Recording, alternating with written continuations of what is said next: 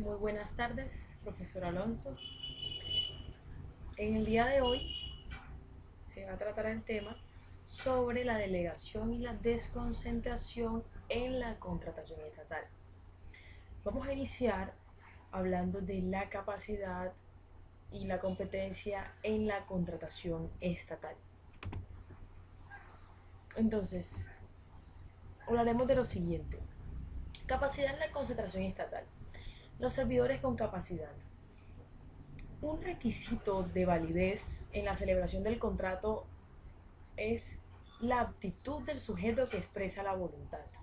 Como principio general, debemos sentar que para que pueda hablarse de capacidad para celebrar un acto jurídico, se debe tener en cuenta la personalidad jurídica o se debe tener la personería o la personalidad jurídica. Sin embargo, no se ha dado por parte de la Ley 80 de 1993, que es la que hablaremos en todo este entramado, esta capacidad a organismos que no tienen persona jurídica. Entonces, entramos a definir qué es la capacidad, hablando pues de la contratación estatal. La capacidad se define como aquella facultad que tiene el particular para obligarse válidamente en la contratación estatal, de conformidad con las normas que establece el Código Civil, el Código de Comercio y las limitaciones que establece la misma Ley 80 de 1993. Entonces, entendamos bien que, por otro lado, la competencia es la atribución de la entidad para celebrar un contrato y del funcionario que expresa su voluntad y la facultad para manifestarla. A su vez, encontramos que, pues me permito leer, la ley 80 establece aquellas inhabilidades e incompatibilidades para contratar. Entonces, lo primero que debemos tener en cuenta es que son hábiles para participar en licitaciones o concursos y para celebrar contratos con las entidades estatales primero. Las personas que se hayan habilitadas para contratar, sea por la Constitución o por mandato de la ley. Lo segundo que debemos tener en cuenta es aquellos que participaron en licitaciones o concursos o celebraron los contratos estando inhabilitados. Tercero, aquellos que dieron lugar a la declaratoria de caducidad. También quienes en sentencia judicial hayan sido condenados a la pena accesoria de interdicción de derechos y funciones públicas y quienes hayan sido sancionados disciplinariamente con destitución. También encontramos a aquellos que sin justa causa abstengan de suscribir el contrato estatal adjudicado y los servidores públicos, quienes sean cónyuges, compañeros permanentes y quienes se encuentren dentro del segundo grado de consanguinidad o segundo de afinidad. Aquellas sociedades distintas a las anónimas abiertas, en las cuales su representante legal o cualquiera de sus socios tengan parentesco de segundo grado de consanguinidad o segundo grado de afinidad con el representante legal o con cualquiera socio de una sociedad que pues formalmente haya presentado su propuesta para una misma licitación o concurso. También encontramos aquellos socios de sociedades de personas a las cuales se haya declarado la caducidad.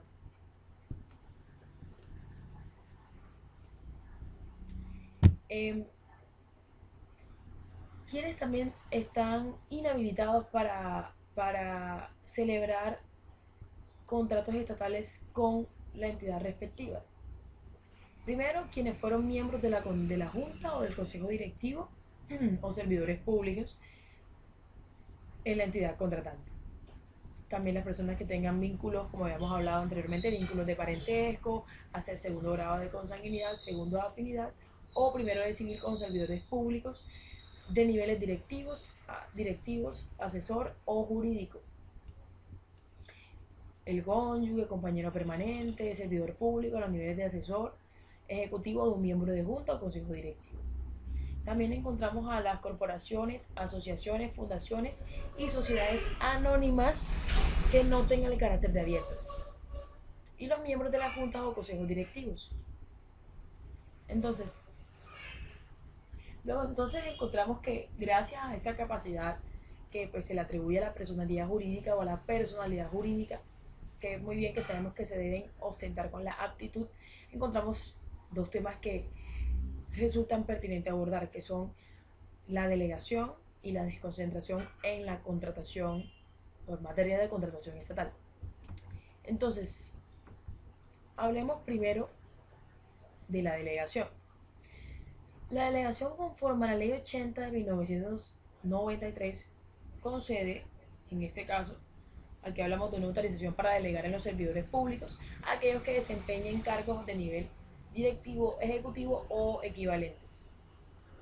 Entonces, en cuanto a la delegación, encontramos que pues la Ley 80 de 1993 concede la autorización para delegar en los servidores públicos que desempeñen cargos de nivel pues directivo, ejecutivo o, como había dicho anteriormente, sus equivalentes. Entonces, conforme al artículo 12 de la Ley 80 de 1993, encontramos un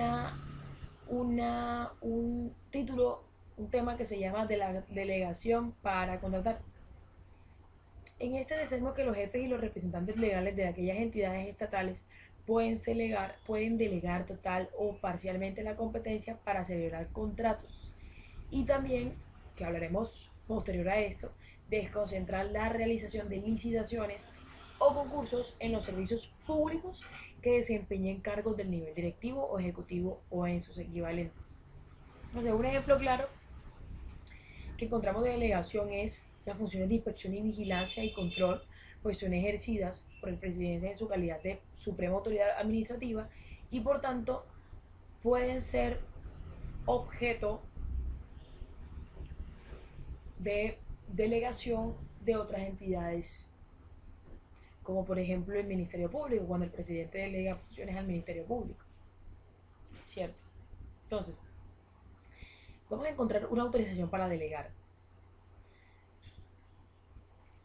¿Cuándo pueden las entidades delegar? Siempre y cuando esté autorizado expresamente. Como por ejemplo, cuando encontramos la delegación presidencial, el artículo 211 de la Constitución Política establece que la ley señala las funciones que el presidente de la República puede delegar a los funcionarios. Por ejemplo, en este caso, puede ser a los ministros. Hablemos de otras figuras, por ejemplo, el delegante. El delegante es designado pues también por la Constitución o por la ley. Por ejemplo, también encontramos en el artículo 211 que la Constitución otorga la calidad de delegante al presidente de la República y faculta al legislador para que señale a aquellos que van a ser delegantes del mismo, ¿cierto? Entonces, dice, lo que se establece que el carácter delegante está íntimamente facultado, reservado al titular de la atribución o al empleo público, así como lo señala la Corte, que establece que ninguna autoridad puede delegar funciones que no tiene, es decir, debe tener las funciones, como por ejemplo cuando hablamos del presidente de la República. Entonces, ¿cómo así? Lo que quiere decir esto es que las funciones designadas las funciones delegadas estén asignadas al mismo delegante, es decir, deben pertenecer al delegante para que ésta las pueda ceder. Entonces, también existe una discrecionalidad para delegar. El delegante garantiza un amplio margen de discrecionalidad para decidir si se delega o no el ejercicio de las funciones propias de su empleo o cargo. Eso es lo más. El acto de delegación, ¿en qué consiste el acto de delegación? Esto requiere un acto formal de delegación el cual exprese la decisión del delegante. El objeto de la delegación, el delegatario y qué condiciones se van a establecer en tiempo, modo y lugar para el ejercicio del mismo.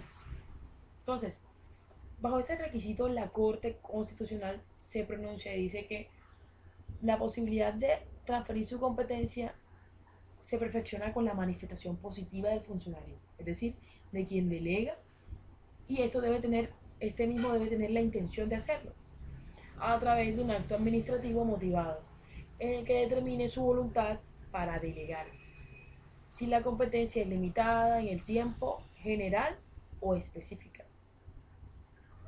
También encontramos una serie de figuras que es la subordinación del delegatario, lo que establece que esto fijará las condiciones para que las autoridades administrativas, o en este caso en la contratación estatal, deleguen a sus subalternos o en otras autoridades.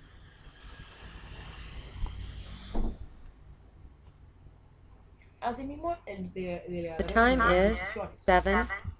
7:00 p.m. Asimismo, el delegatario tendrá unas decisiones, unos tipos de decisiones, una para el cumplimiento de las funciones del empleo del cual es titular y otras en ejercicio de la competencia delegada para el cumplimiento de las correspondientes funciones del empleo del delegante.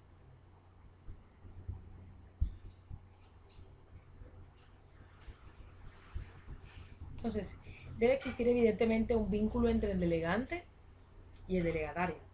Entonces, al delegante se establece un vínculo funcional especial y permanente entre el delegante y el delegatario para el ejercicio de aquellas atribuciones delegadas.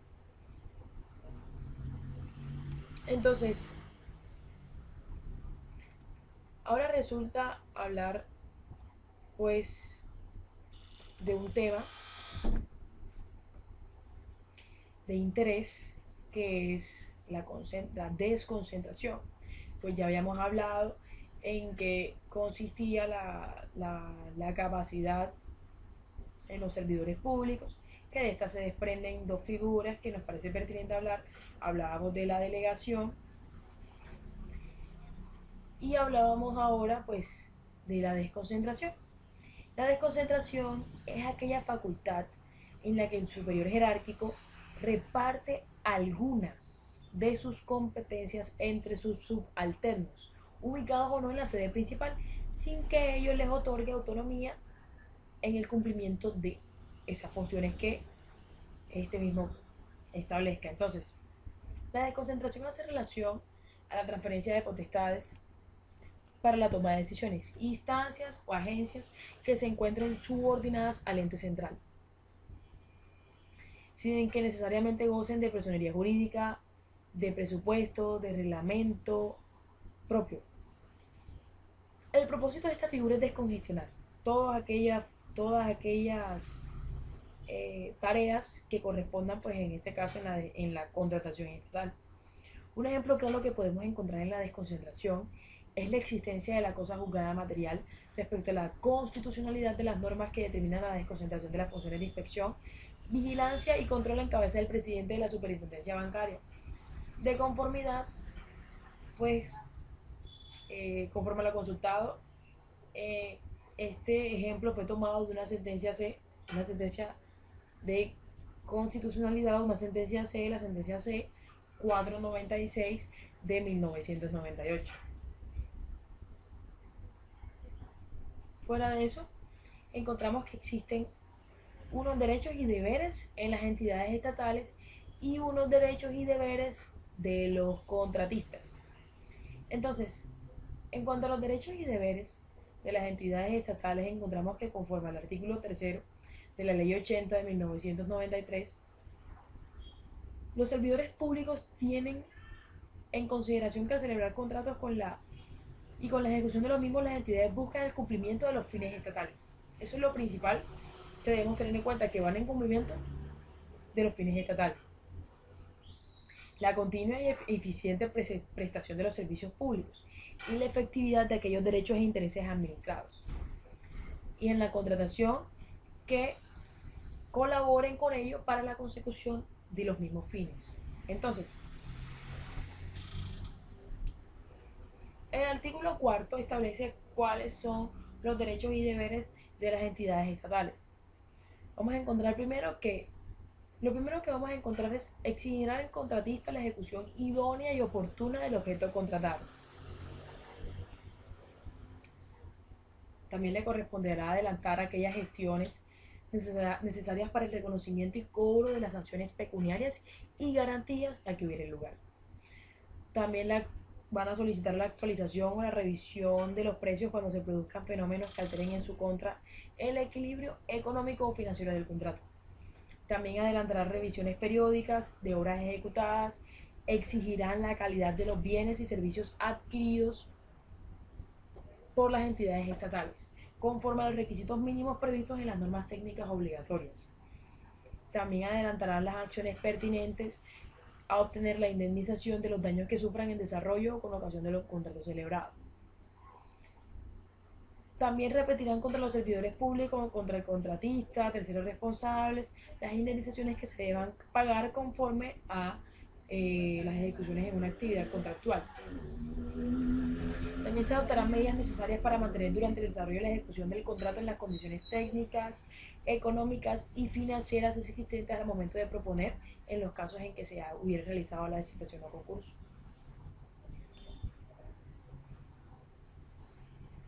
Existen también unos derechos y unos deberes que deben tener los contratistas. Primero, van a tener derecho a recibir oportunamente la remuneración que se haya pactado y el valor de que la misma no se altere o modifique durante la vigencia del mismo contrato. Lo segundo es que van a colaborar con las entidades contratantes en lo que sea necesario y pertinente para que el objeto contratado se cumpla y este sea de la mejor calidad. Tercero, podrán acudir a las autoridades con el fin de obtener la protección de los derechos derivados del contrato y la sanción para quienes los desconozcan o vulneren. Cuarto, garantizarán la calidad de los bienes y los servicios contratados y responderán por ello.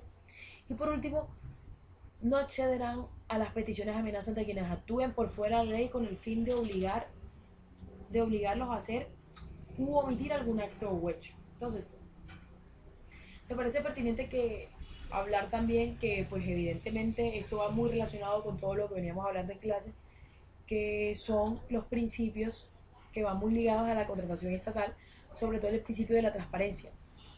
También hablamos del principio de la responsabilidad y la eficiencia que va junto de la mano con el cumplimiento de los fines del Estado. Es decir, también hablamos, aquí también vemos mucho evidenciado el principio de la economía y de la planeación. Es decir, no solo se debe cumplir con el trabajo, sino que también indemnizar sobre aquellos contratos que no se hayan celebrado de la manera más adecuada y evidentemente cumplir con los fines que establece el Estado, que es finalmente proteger el orden jurídico y también exigir el cumplimiento de los mismos para que exista un eficiente obras o contratos ejecutados bajo la contratación estatal. Entonces, para finalizar, quiero cerrar con una sentencia C, la sentencia C727 del 2000. Esta sentencia lo que establece es, que me parece muy importante, dice: observa la Corte que la delegación y la desconcentración de funciones no se excluyen, por cuanto, como se dijo, el fin de estos dos mecanismos es el mismo: descongestionar los órganos superiores que se encuentran en la contratación o pues también en dado caso en la administración, pero en este caso nos interesa en esta exposición la materia de contratación estatal, facilitar y agilizar la gestión en los asuntos que atañen y se encuentren al servicio de los intereses generales de los ciudadanos. Entonces, finalmente terminamos de confirmar lo que he hablado respecto a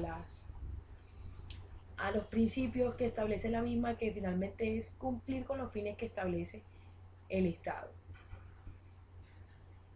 Muchas gracias.